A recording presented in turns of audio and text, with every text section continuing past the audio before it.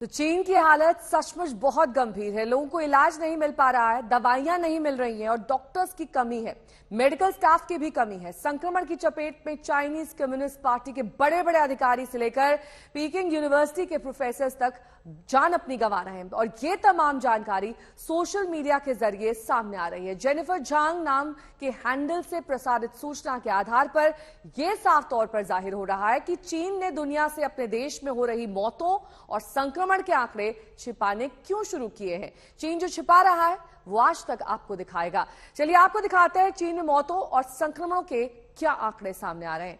दावा यह किया जा रहा है कि चीन में 3 ऐसे प्रांत हैं और ये आप इस ग्राफिक्स के जरिए समझिए कि वहां पर 2 करोड़ से ज्यादा लोगों में कोविड का संक्रमण फैल चुका है। ये प्रांत हैं सिचुआन, हेनान और हुबई। इन तीनों प्रांतों में 2 करोड़ से ज्यादा लोग संक्रमण की चपेट में हैं। इसके अलावा चीन में 6 ऐसे प्रांत हैं जहां कोविड का संक्रमण 1 से 2 करोड़ के बीच बताया जा रहा है। ये प्रांत है हुनान, हेबई, ग्वांगडोंग, बीजिंग, अनहुई और शेंडोंग। इन 6 प्रांतों में कोविड मरीजों की तादाद 1 से 2 करोड़ के बीच पहुंच चुकी है।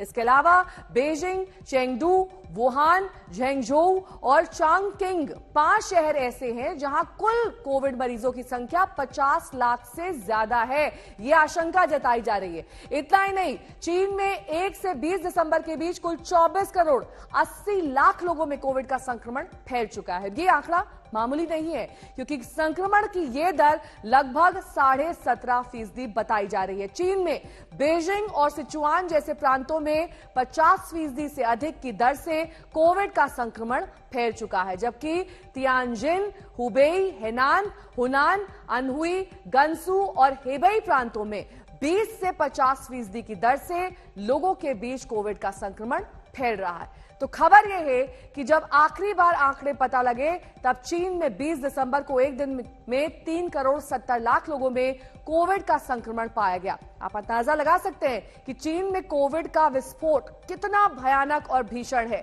और यह जो आशंका जताई जा रही है कि चीन की 60% आबादी यानी करीब 85 करोड़ लोग कोविड की चपेट में आ सकते हैं, तो यह आशंका गलत नहीं दिखती है।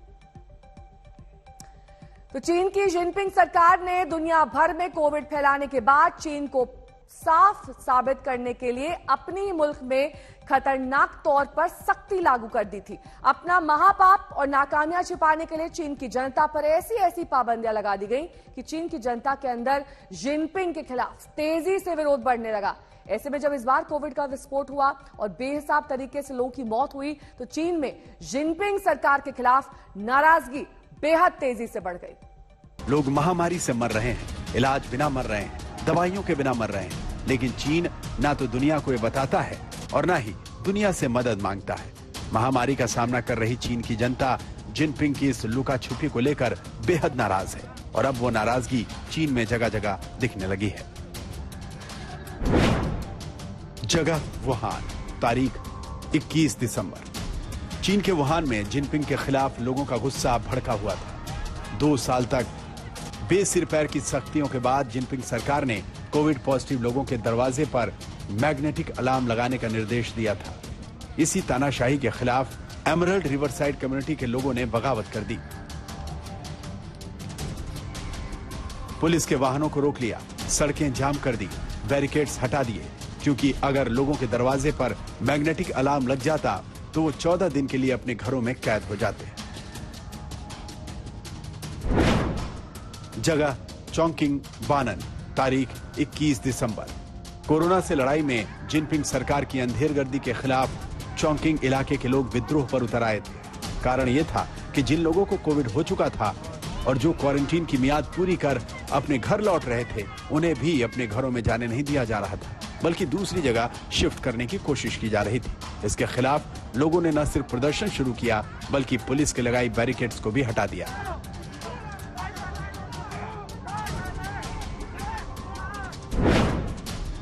जगह झेंगझू, हेनान, तारीख 14 दिसंबर।